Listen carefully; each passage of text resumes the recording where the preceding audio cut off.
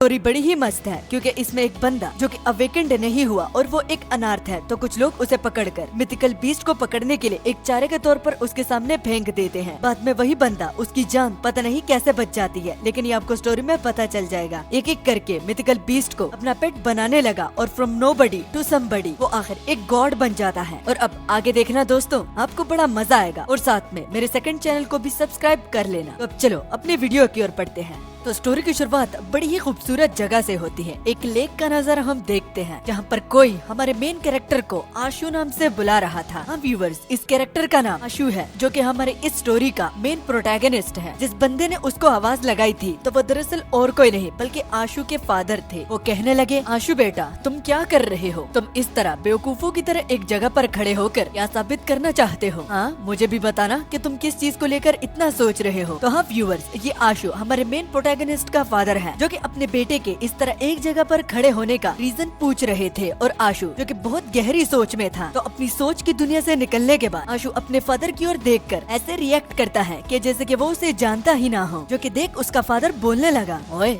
ऐसा रिएक्शन क्यों दे रहे हो जैसे कि तुम मुझे जानते ही नहीं हो? बेवकूफ लड़के, कल को ये किसी के सामने ना कर देना वरना नाक कटवा देगा। लोग हम पर हंसने लगेंगे, खास करके तो मुझ पर। मेरा बेटा मुझको ही रिकॉग्नाइज नहीं कर पा रहा। हाँ लेकिन मैं ये नहीं पूछूंगा कि तुम किस चीज को लेकर सोच रहे थे। सोचो जितना भी तुम्हें सोचना है, लेकिन मुझे भूल मत जाइयो। इसके अलावा एडिशनली आशु के फादर आशु से मदद भी चाहते हैं, वो भी इस नेट को बिछाने में, क्योंकि आशु और उसके फादर दोनों मछुआरे हैं। मछलियाँ पकड़ना और उनको बाजार में बेचना, इसी से ही वो पैसे भी कमाते हैं और जिंदा रहने के लिए सरवाइव भी करते हैं। और आशु के फादर ये भी कहते हैं कि अगर आज किस्मत अच्छी रही, मैं तुम्हें एक अच्छी सी चीज भी दिखाऊंगा जो कि एक सरप्राइज होने वाला था। ये बोलने के बाद मानो मेन कैरेक्टर की ओर एक हवा का झोंका लगता है, जिसके बाद वो कहने लगा, हाँ जरूर मैं आया फादर, मेरे लिए थोड़ा सा रुक जाइए, लेकिन जरा ये बताइएगा कि वो सरप्राइज क्या होने वाला है। जिसके बाद अगले सीन में हम देखते हैं कि आशु और उसके फादर मछलियाँ पकड़ना शुरू कर देते हैं। आशु मछलियाँ पकड़ने में अपने फादर से बहुत कुछ सीख रहा था, लेकिन मछली पकड़ने में तो उसका फादर ही बहुत माहिर है। इसलिए आशु ने जब भी ट्राई की तो उसे हर बारी केकड़े ही मिलते हैं, क्योंकि आशु को हर बार काटते रहते हैं। मगर सिर्फ आशु फनी नहीं बल्कि उसका फादर भी होता है। मानो वो एक मछली को जब पकड़ के खाने लगे तो जल्दबाजी में खाने के बीच में ही वो खांसने लगे। जैसे बाप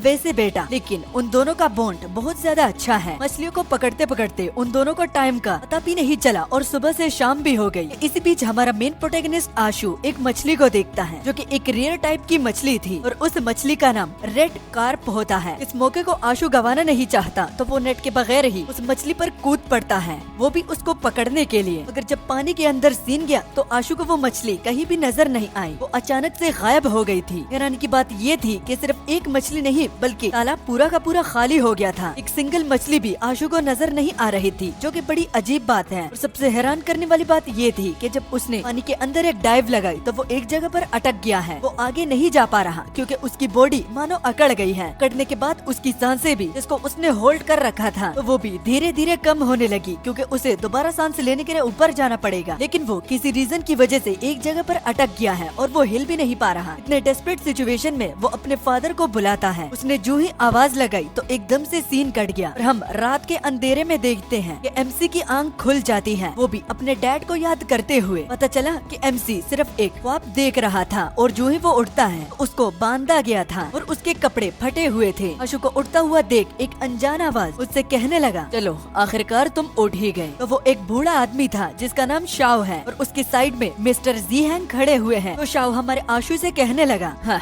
तुम अभी तक अपने फादर को लेकर सपने देखते हो, इतनी अफसोस की बात है। तुम दोनों ने मेरे साथ क्या किया है और मेरे हाथ को क्यों बांधा गया है? मुझे जल्दी से छुड़ाओ, मैं विलेज के सारे लोगों को बता दूंगा कि तुम दोनों ने मुझे इस तरह बांध के रखा हुआ है। मगर आशु की बात को शाओ इग्नोर करता हुआ जी हैंग की तारीफ करने लगा। अरे मिस्टर जी हैंग, आपके दिमाग का तो कोई जवाब भी नहीं, कितने चालाक हो यार आप। बहुत खूब, मुझे आप पर बहुत ज्यादा प्राउड हो रहा है। आपने कितना अच्छा चाल चला है इस बच्चे को ट्रिक करके गाइड करने के लिए। मगर रियलिटी आपकी तो ये थी कि इस बच्चे को तुम एक चारे के तौर पर इस्तेमाल करना चाहते हो, वो भी इस रिवर के अंदर मॉन्स्टर को पकड़ने के लिए। इसी को मैनिपुलेट करना और प्लान में उसको चारे की तरह इस्तेमाल करना आपके लेवल का तो कोई भी नहीं है मिस्टर जी हैंग। चाहे कुछ भी हो जाए, लेकिन आपका दुश्मन तो मैं कभी भी नहीं बनना चाहता। जिसके बाद शाओ दोबारा से आशु से कहने लगा कि अगर वो सोना चाहता है तो वो सो सकता है, क्योंकि वो ज्यादा देर तक जिंदा नहीं बचने वाला और मिस्टर जी हैंग उसे पूरी उम्र के लिए सुलाने का प्लान बना रहे हैं। तो जब तक उसके पास टाइम है तो वो वो अगर सोते हुए बिताना चाहता है या फिर कुछ करके वो जल्दी से करे, क्योंकि उल्टी गिनती शुरू होती है। मगर हमारा आशु तो कुछ और सोच रहा था। वो उसी सपने को लेकर था जो कि कुछ देर पहले वो देख रहा था, क्योंकि अब हमें आशु की रियल आइडेंटिटी के बारे में पता चलता है। आशु इतना काम इसलिए है क्योंकि वो इस दुनिया का नहीं है। वो रीइंकार्नेट होकर इस बच्चे की बॉडी में आ गया है और आए हुए आशु को एक मंथ हो गया है, क्योंकि इस आशु बॉडी के बंदा ऑलरेडी ही एक बीमारी की वजह से मर गया था। इसलिए उसकी जगह पर मैं आशु की बॉडी में हूँ। एडिशनली जो ओरिजिनल आशु था तो और भी हमें उसके बारे में पता चलता है, जैसे कि उसकी माँ उस वक्त ही मर गई थी जब आशु को उन्होंने जन्म दिया था, और बाद में उसकी परवरिश उसके फादर ने की है। बाप और बेटे का बॉन्ड इतना ज्यादा मजबूत हो गया था जिससे आशु को अपने सपनों में भी फादर याद आते हैं, क्योंकि ओरिजिनली उसके फादर एक बीमारी की वजह से मर गए थे। मगर बॉन्ड मजबूत होने की वजह से इस फीलिंग को आशु की बॉडी भुला ही नहीं पा रही, और अब वो इस रीइंकार्नेट हुए आशु के पास अटक गई है। और जब भी वो सोता है तो दोबारा से उसका फादर नींद में आ जाता है। मगर अब हमें इस रीइंकार्नेट हुए बंदे के बारे में भी पता चलता है कि अपनी दुनिया में वो भी एक मरीज था और अपनी आखिरी सांसों में उसने अपने पास किसी को भी नहीं देखा। आसपास के पेशेंट्स के पास जब उनकी फैमिली आती थी तो उनसे उसको बहुत ज्यादा जलन होती थी, मगर चाहे वो कुछ भी कर ले, जलने से कुछ भी फायदा नहीं। और जब वो इस दुनिया में आया तो तकरीबन उसको 1 महीना हो गया है और उसने आशु की बॉडी के साथ अडेप्ट करना शुरू भी कर दिया था। बस मिस्टर जी हैंग ने उसे एक चारे के तौर पर इस्तेमाल किया और आज वो इतनी बड़ी मुसीबत में फंस गया है, क्योंकि आशु का रियल मकसद यहाँ पर जी हैंग को सिर्फ तालाब पर ले जाने का था, न कि एक चारे के तौर पर उनकी मदद करने का। मगर इस 1 मंथ में रीइंकार्नेट हुए आशु को बहुत कुछ पता चलता है कि ये दुनिया, इसमें काफी अलग अलग चीजें हैं और एक्स्ट्रा ऑर्डिनरी भी, और वो एक्स्ट्रा ऑर्डिनरी यहाँ इस वर्ल्ड में इस्तेमाल होने वाली पावर्स है जिनको इस्तेमाल करके इंसान एक नेक्स्ट लेवल पर पहुँच सकता है, अपने स्टैट्स को बढ़ा सकता है। और जो भी अपने स्टैट्स को आगे बढ़ाने में सक्षम होता है और इस पावर को इस्तेमाल करना जानता है तो उसको कल्टीवेटर्स कहते हैं। मगर ट्विस्ट की बात ये है कि न सिर्फ इंसान बल्कि यहाँ के जितने भी मॉन्स्टर्स और जानवर हैं तो वो भी कल्टीवेट कर सकते हैं, और कल्टीवेट करने के बाद वो पूरी तरह से इवॉल्व हो जाते हैं, वो भी अपने ट्रेनिंग और कल्टीवेशन के बलबूते पर। और जो जानवर भी कल्टीवेट कर सकते हैं और खुद को अपने दम पर इवॉल्व किया हुआ है तो उनको एक अच्छा नाम भी दिया गया है। कि तभी जी हैंग बीच में चिल्लाने लगे, वो आ रहा है, जल्दी रेडी रहना, ओके। शाओ की फटके हाथ में आ गई क्योंकि वो उसको वाटर मॉन्स्टर बुला रहा था, सिंपली एक क्रोकोडाइल, लेकिन शाओ उसे वाटर मॉन्स्टर बुलाता है। आशु ने जब उस वाटर मॉन्स्टर को देखा तो वो उनके बोट के चारों ओर चक्कर लगा रहा था और वो बहुत बड़ा है। वो एक बवंडर बनाना चाहता था जिससे उनकी बोट धीरे धीरे करके अनबैलेंस होने लगी, जो कि देख मिस्टर जी हैंग, जो कि अब तक काफी ज्यादा शाना बन रहे थे, तो उनके पैरों तले जमीन घिसक गई और वो अपने मन ही मन बोलने लगे, डैम इट, मुझे तो ये किसी ने बताया ही नहीं था कि ये मॉन्स्टर इतना ज्यादा लंबा होने वाला है। मुझे लगा कुछ छोटा मोटा होगा, लेकिन बाप रे ये तो बहुत बड़ा है। सिर्फ मिस्टर जी हैंग ही नहीं बल्कि शाओ की भी लड़कियों की तरह चीखें निकलने लगी, नहीं ये बहुत बड़ा है, इसका मुकाबला हम कैसे करेंगे मिस्टर जी हैंग, वो देखिए वो स्ट्रेटली हमारी तरफ ही आ रहा है, कुछ करिए ना। तो जी हैंग अब सीरियस होकर, क्योंकि वो अपनी नाक नहीं कटवाना चाहता, तो वो फाइट करने के लिए रेडी हो जाता है और वो खुद को दिलासा देता हुआ ये कहने लगा, लगता है जिस मौके का मैं इंतजार कर रहा था तो वो आ गया है। हमें जी हैंग के बारे में मालूम होता है कि उसने पूरे 10 सालों तक कड़ी मेहनत की है और अब वो खुद को परखने वाला है कि इन 10 सालों में वो कितना ज्यादा स्ट्रॉन्ग बन गया है। उसने जैसे ही स्टैंड लिया और अपना हिट लैंड करने के लिए जैसे ही आगे बढ़ा, जो कि जी हैंग के हिसाब से पूरी दुनिया को बदलने वाला है, तो हम उस क्रोकोडाइल को भी देखते हैं जिसका मुंह इतना बड़ा था और वो खुद भी कि जी हैंग उसे देखकर उसकी पैंट गीली हो गई और कुछ करने से पहले ही जी हैंग का दी एंड हो गया, वो भी फटाक से। क्रोकोडाइल ने जी हैंग को पूरी तरह से खा लिया, जो कि देख शाओ के भी पैरों तले जमीन घिसक गई और वो अब और भी ज्यादा जोर जोर से चीखने लगा, क्योंकि वो मरना नहीं चाहता, ऐसे तो नहीं और यहाँ पर तो बिल्कुल भी नहीं। ये तभी उसे चारे यानी कि आशु की याद आ जाती है। पीछे मुड़कर उसने जैसे ही आशु को देखा तो आशु समझ गया कि यहाँ पर ये बूढ़ा उसी को ही इस्तेमाल करेगा अपनी जान बचाने के लिए। आशु ने बोट को पकड़ा हुआ था ताकि वो पानी में ना गिरे, तो शाओ उसे जबरदस्ती गिराने के लिए आशु के हाथ पर एक चाकू मारता है, जो कि उसके आर पार हो गया, और एक जोर की लात देकर वो उसे पानी में फेंक देता है ताकि खून की स्मेल को सुनकर वो वाटर मॉन्स्टर आशु के पास ही आ जाए। जैसे जैसे वो नीचे जाता गया तो आशु और बोट के बीच में उतना ही फासला बढ़ता गया, हालांकि उसके हाथ भी बंधे हुए थे और पानी में होकर वो हेल्प मांग रहा था, जो कि ऑब्वियस सी बात है कि कोई भी नहीं सुनने वाला। थक हार कर कि अब कोई उसकी मदद करने के लिए नहीं आएगा, वो खुद की मदद करना शुरू कर देता है। उसने रस्सियों पर बाइट करा ताकि वो खुद को छुड़ा पाए, लेकिन इसमें बहुत ज्यादा टाइम लग रहा था और क्रोकोडाइल ठीक अब आशु के सामने ही है। क्रोकोडाइल को अपने पास आता हुआ देखकर अपने मन ही मन आशु बोलने लगा, अब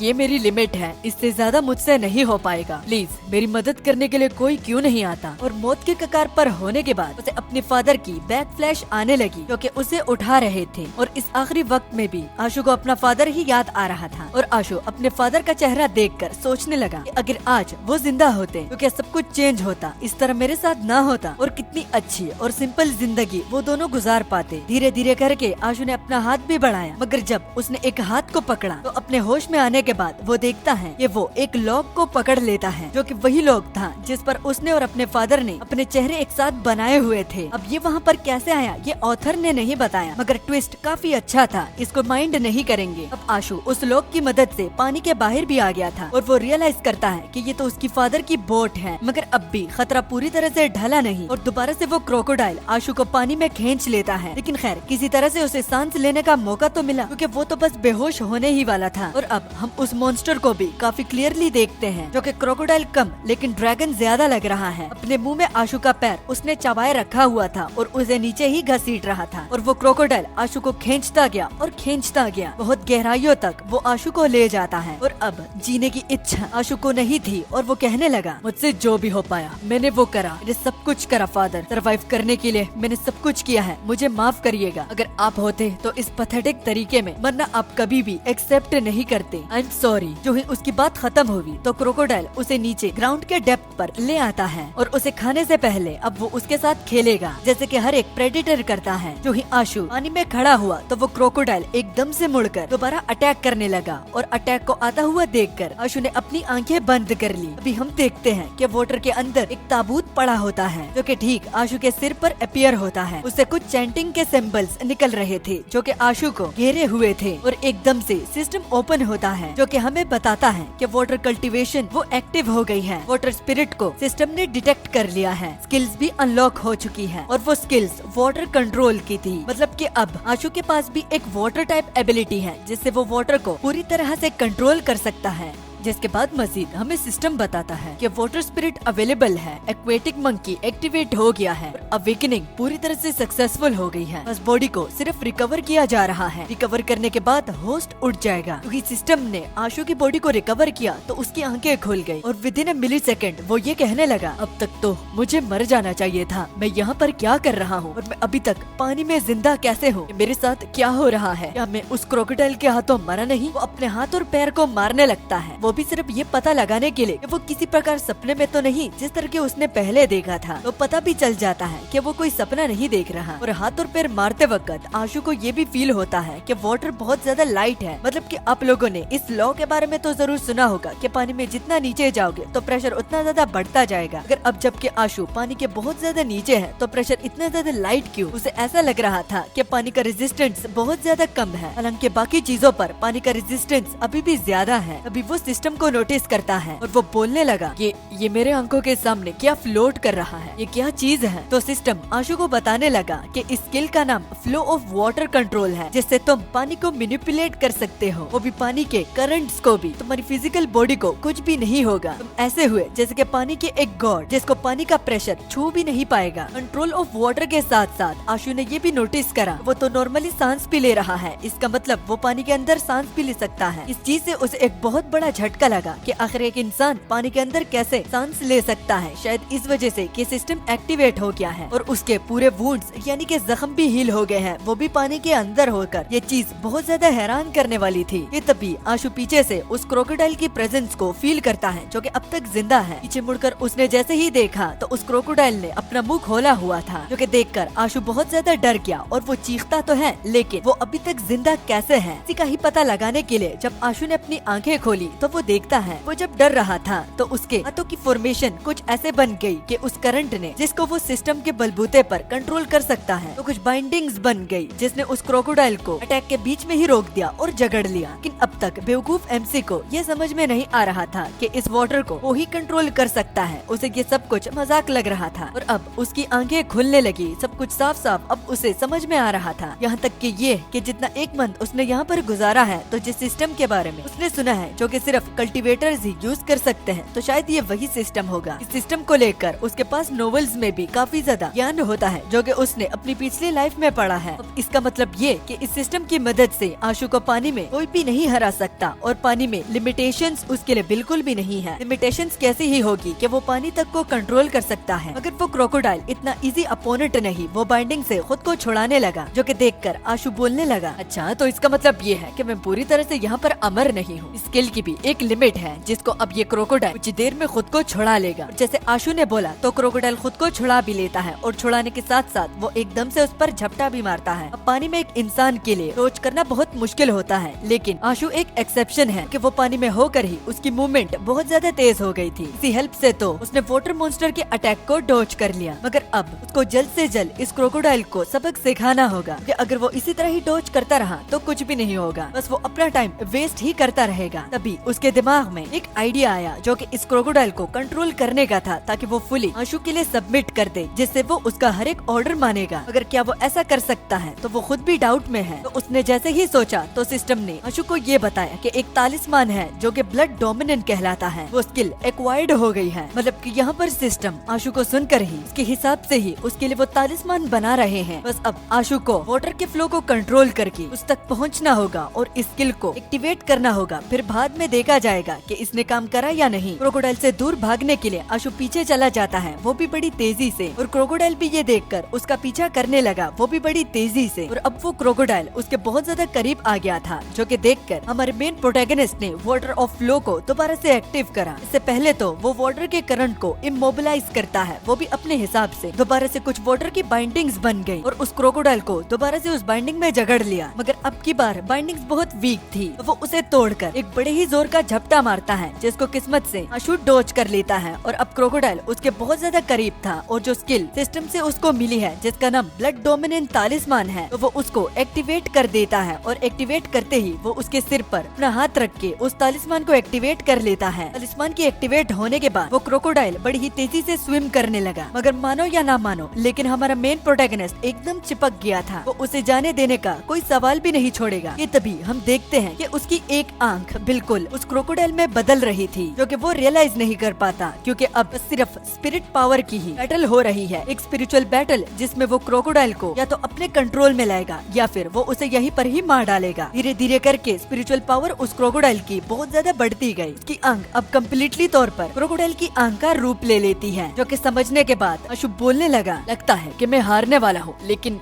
नहीं, मैं नहीं हार सकता, मैं जीना चाहता हूँ, मुझे जीने दो। जीने की डेस्पिरेशन ने स्पिरिचुअल पावर में इजाफा किया। तालिस्मान की पावर को वो और भी ज्यादा बढ़ाने लगा और चिल्लाते हुए अपने मन में ये बोलकर, ये बीस्ट, इसको मैं अपने लिए सबमिट करके ही छोड़ूंगा, तुम्हारा पीओ भी यहाँ पर क्यों ना आ जाए, लेकिन तुम मेरे ही बनकर रहोगे। जो ही उसने ये बोला तो वो अपने तालिस्मान की पूरी पावर वो यूज कर लेता है और उसके अंदर जो स्पिरिचुअल पावर बढ़ गई थी, तो उससे आशु को बहुत ज्यादा मदद मिली। जिसके बाद सीन शिफ्ट होकर हम देखते हैं पानी के ऊपर का सीन, जिसपे हम देखते हैं आशु को, जो कि पानी से बाहर निकलकर खांस रहा था। वो काफी खुश था कि उसने सरवाइव कर लिया है बहुत मुश्किल फाइट को। अभी उसने अंडर वाटर जो लड़ा है, उसकी सांसें फूल रही थी और वो क्रोकोडाइल उसी को ही देखता ही जा रहा था। तो पता चला कि उस मुशक्कतों के बाद आखिरकार उसने इस क्रोकोडाइल को सबमिट कर लिया है और अब ये क्रोकोडाइल उसका ही मानेगा। एक बहुत ही बड़ी अकॉम्प्लिशमेंट है। और कुछ स्टैट्स जो कि इस क्रोकोडाइल के बारे में है, तो मैं यहाँ पर छोड़ रहा हूँ। तुम लोग अगर इंटरेस्टेड हो तो वीडियो को पॉज करके तुम पढ़ लो। तो हाँ, उस बीस्ट को पूरी तरह से टेम करने के बाद आशु उससे ये कहता है, अब तुम्हें इसी तालाब में रहकर मेरे हर एक ऑर्डर का तुम्हें पालन करना होगा, और जब भी मैं तुम्हें बुलाऊं तो तुम्हें दौड़ते हुए, भागते हुए, स्विम करते हुए जैसे भी आना है, लेकिन मेरे पास पहुंचना है। समझ गए या फिर नहीं? तो क्रोकोडाइल ने अपना सिर हिलाया, मतलब कि हाँ, वो समझ गया। जिसके बाद आशु अपने मन ही मन ये कहने लगा कि जब वो रिकवर हो जाए तो इस बीस्ट और आशु के बीच में एक स्पिरिचुअल कनेक्शन बन गया है, तो तब वो उसे बुला सकता है। अभी के लिए स्पिरिचुअल एनर्जी बहुत कम है, तो अगर वो दूर चला गया तो वो बुला नहीं पाएगा। जब रिकवर होगा तो तब यहाँ पर आकर वो इस स्पिरिचुअल कनेक्शन को दोबारा यूज करेगा। जब वो यहाँ पर आएगा भी या फिर नहीं, ये हमें बताने के बाद वो उस बीस्ट को वापस पानी में जाने का ऑर्डर दे देता है, जो कि मानकर वो चला भी जाता है। और अब आशु के जाने का टाइम भी हो गया था, बहुत रात हो गई है और घर की ओर जाने से पहले वो बाजार से अपने लिए कुछ चीजों को भी खरीदना चाहता है, क्योंकि उसे बड़ी भूख लग रही थी। लकीली उसकी मेमोरी से जितना वो बता सकता है तो उसका घर इतना दूर नहीं है, बस कुछ ही किलोमीटर्स को उसे पैदल चलकर अपने घर पर वो पहुंच भी जाएगा। जबकि हमारा सीन दोबारा उस बीस्ट पर गया तो हम देखते हैं कि वो अपनी कल्टीवेशन की जगह पर जाता है जो कि एक केव थी और वहाँ पर काफी टाइप के प्लांट उगे हुए थे जो कि शायद स्पिरिचुअल प्लांट कहते हैं, जिनमें माना होती है और कल्टीवेशन वाले इन माना प्लांट्स को खाकर अपनी कल्टीवेशन की स्पीड को बढ़ाते हैं। जितना प्लांट रेयर होता है तो कल्टीवेशन की माना उतनी ज्यादा प्योर होती जाती है। जिसके बाद सुबह हुई और हम देखते हैं कुछ लोगों को, जिनमें शाओ भी शामिल था और वो उन लोगों को कहीं और गाइड कर रहा था। और एडिशनली हम शाओ के मुंह से एक स्टुअर्ट ज़ीहेंग का नाम भी सुनते हैं, जिनको शाओ कहीं और गाइड करने के लिए ले जा रहा था। स्टुअर्ट ज़ीहेंग बहुत ज्यादा गुस्से में होते हैं। बाकी के लोग स्टुअर्ट ज़ीहेंग को जानते नहीं और उनको देखकर वो क्यूरियस होने लगे कि आखिर ये कौन है और ये आशु के घर क्यों जा रहा है। तो उसका दूसरा बंदा जो कि उसके पास खड़ा होता है तो वो इन दोनों को जानता है और अगर वो आशु के पास जा रहे हैं तो इसका मतलब वो बड़ी मुसीबत में फंस गया। इसी बीच हम देखते हैं एक न्यू कैरेक्टर को, जिसका नाम लीबो होता है और वो आशु का दोस्त भी है। वो भी समझ गया कि उसका दोस्त एक बड़ी मुसीबत में फंस गया है जिसका वो अकेले तो सामना नहीं कर पाएगा। तो जब सीन दोबारा शाओ और स्टुअर्ट ज़ीहेंग पर गया तो वो आशु के घर के सामने थे। दरवाजे के सामने खड़े होकर शाओ अपने मन ही मन बोला, अगर वो बच्चा मर गया है तो मैं उसके पूरे खजाने को ले जाऊंगा जो भी उसके घर में है, क्योंकि उस कमीने की वजह से मुझे बहुत प्रॉब्लम हुई, तो इतना तो मैं डिजर्व करता ही हूँ। और वो ज़ीहेंग को भी सोचने लगा कि अगर यहाँ पर उसकी हालत आज ऐसी है तो वो उस कमीने ज़ीहेंग की वजह से है, जो कि पता नहीं 10 सालों के लिए पता नहीं कहाँ ट्रेनिंग कर रहा था। कुछ करने से पहले ही उसका तो खत्म हो गया। उसने धड़ाम से दरवाजे को तोड़ दिया और एक गुंडे की तरह उनके घर में इन्फिल्ट्रेट किया जैसे कि वो उसकी खुद की प्रॉपर्टी है। दरवाजे को तोड़ने के बाद शाओ को एक सरप्राइज मिला कि वहाँ पर तो आशु अब तक बैठा हुआ है और वो सही सलामत और जिंदा है। ये देखकर उसने उंगली उठा के बोला, तुम मरे क्यों नहीं, तुम जिंदा कैसे हो? को तो उस बीस ने अब तक खा लिया होता, मैंने तुम्हें खुद फेंका था, तुम आखिर कैसे जिंदा हो? तो पीछे स्टुअर्ट ज़ीहेंग इस बात को सुन लेते हैं लेकिन वो पूरा नहीं सुनते, जस्ट इतना कि मरने मारने की बात हो रही थी। और स्टुअर्ट ज़ीहेंग इन सारे मरने वाली बातों को उसकी बेवकूफी बताता है क्योंकि वो धीरे धीरे करके बहुत बूढ़ा होता जा रहा है। और बुढ़ापे में खैर इस तरह होता रहता है, बूढ़े लोगों को चीजें को क्लियरिफाई नहीं करना होता, इस वजह से तो वो कुछ भी इल्जाम लोगों पर डाल देता है। तो इस चीज को शाओ का बुढ़ापा समझकर स्टुअर्ट ज़ीहेंग इस बात को इग्नोर करते हैं। मगर अगर शाओ की बात की जाए तो उसकी तो हवा ही टाइट हो गई थी। बस उसका सच स्टुअर्ट ज़ीहेंग को पता लगने ही वाला था, जिसके बाद शाओ स्टुअर्ट ज़ीहेंग की बात के साथ एग्रीड होता हुआ बोलने लगा, आपने एकदम सही कहा स्टुअर्ट ज़ीहेंग, मैं बूढ़ा होता जा रहा हूँ लेकिन ये बंदा वही है, इसका नाम आशु है और इसी के पास ही मैं आपको लेकर आने वाला था, लेकिन मुझे ये खुद पता नहीं था कि ये यहाँ पर घर पर मौजूद भी होगा। आशु का वर्ड सुनकर स्टुअर्ट ज़ीहेंग बहुत ज्यादा गुस्सा हुए। वो गुस्से में कहने लगे, अच्छा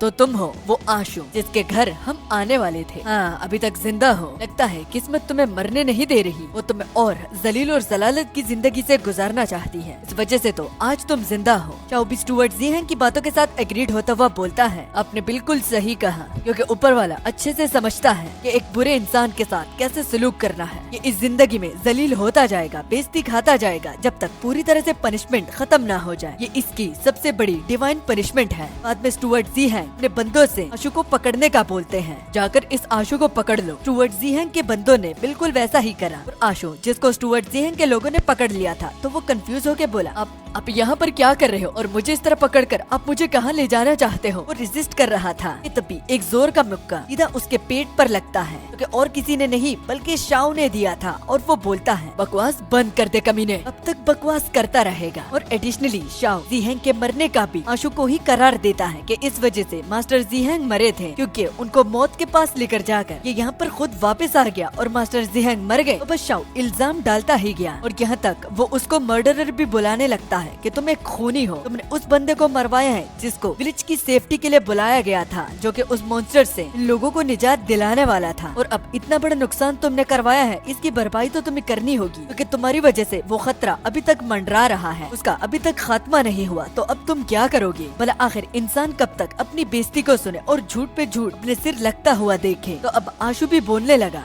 देखो बूढ़े, मुझे अच्छे से पता है कि तुम यहाँ पर क्या कर रहे हो, लेकिन क्या सच में वो मैं ही था जिसने मास्टर ज़ीहेंग को मरवाया है? तुम वहाँ पर मौजूद थे ना, तो झूठ पे झूठ क्यों बोल रहे हो? अपना सच छिपाने के लिए तुम और कितना झूठ मेरे सिर पर डालोगे? क्लियरली तुम दोनों ने मुझे एक बेट की तरह इस्तेमाल किया, ये बात क्यों नहीं बताते? मास्टर ज़ीहेंग मेरी वजह से नहीं बल्कि तुम्हारी वजह से मरे हैं। क्योंकि सुन, शाओ बड़ा ही गुस्सा हुआ और वो भड़कते हुए बोला, बकवास बंद कर, तुम कुत्तों की औकात नहीं होती। या तुम्हें समझ में आ रहा है कि खूनी होकर एक तो तुमने बंदे को भी मरवाया है और इतनी सीनाजोरी, तुम आखिर क्या साबित करना चाहते हो? तुम्हारे ये जो मुंह कैंची की तरह चल रहा है ना, ये तुम्हें और भी ज्यादा पनिशमेंट दिलवाएगा, डिवाइन भी और हमसे भी, क्योंकि तुम कोई इंसान नहीं बल्कि एक इंसान के रूप में एक मॉन्स्टर हो। एक मॉन्स्टर हो जो कि लोगों को मरवाता है। मॉन्स्टर का वर्ड सुनकर एक बैक फ्लैश में हम देखते हैं कि ज़ीहन जब वो अपनी पास्ट लाइफ में था तो वो वहाँ पर अकेला था, जिसको ऑर्फन कहते हैं। कोई माँ बाप नहीं थे और वो यतीम था, और विदाउट एनी रीजन माँ बाप न होने की वजह से लोग उसे ऐसा ट्रीट करते थे जैसे कि वो कोई फ्रीक या मॉन्स्टर हो। तब लोग उससे दूर ही रहा करते थे, जैसे कि आशु उन लोगों के लिए एक घिनौना दरिंदा था। मगर अपना डिस्टेंस रखते हुए उन्होंने कोई कसर नहीं छोड़ी। उन्होंने आशु को एक मॉन्स्टर तक बुलाया, उसका मजाक उड़ाया कि उसके पेरेंट्स नहीं है और वो अकेला है। यहाँ तक कि ये कि जब भी कोई स्कूल में कुछ चोरी हो जाता तो सब लोग आशु पर ही उंगली उठाते, वो भी सिर्फ इस वजह से कि उसको परवरिश देने वाला और कोई भी नहीं था। तो ये चीज लॉजिक तो नहीं बनाती, लेकिन लोग इसके साथ घुल मिलते गए। कुछ लोग तो उसे हॉलवे में भी तंग करते थे और उस पर हंसते भी थे, और कुछ तो कूल बनने के लिए भी उसका मजाक उड़ाते थे विदाउट ये कंसिडरेशन लेने में कि उसको क्या फील हो रहा होगा। विदाउट इतना हेट उसको आखिर क्यों मिल रहा है कि एक दिन आशु ने सब कुछ एक्सेप्ट कर लिया। जो वो उसे बुलाते थे तो वही अब वो बनने लगा, क्योंकि एक दिन एक मोटा सा स्टूडेंट उसका मजाक उड़ा रहा था। आशु ने उसकी ओर जस्ट देखा और वो उसे मॉन्स्टर बुलाने लगा कि देखो देखो मॉन्स्टर कैसे मुझे देख रहा है, और वो उसे चैलेंज भी करता है, ओए मॉन्स्टर अगर तुम में इतनी हिम्मत है तो तुम मुझे हिट क्यों नहीं करते? आओ मारो मारो ना मुझे, मारो ना। तो यही वो सेंटेंस था जिसने आशु को बदलने पर मजबूर किया, और जो वो चाहते थे और जो वो बुलाते थे एक मॉन्स्टर, तो आशु वही बनने लगा। एक बार आशु ने उस मोटे बंदे को एक जोर का मुक्का दिया, उसके मुंह से खून भी निकलने लगा। इस चीज में आशु को एक सेटिस्फेक्शन फील होने लगी। इवन अगर वो वहाँ पर थोड़ा और देर रुकता तो वो वहाँ का मॉन्स्टर ही बन जाता, क्योंकि उसमें स्ट्रेंथ थी। लेकिन उसने कभी किसी को बुली नहीं करा, और आज दोबारा उसके साथ ये हो रहा है। तो वो अपनी पावर को छुपाएगा नहीं, क्योंकि छुपाने का फायदा ही क्या, ये रोज इस तरह करेंगे तो आशु को टारगेट ही करेंगे, क्योंकि हार मानना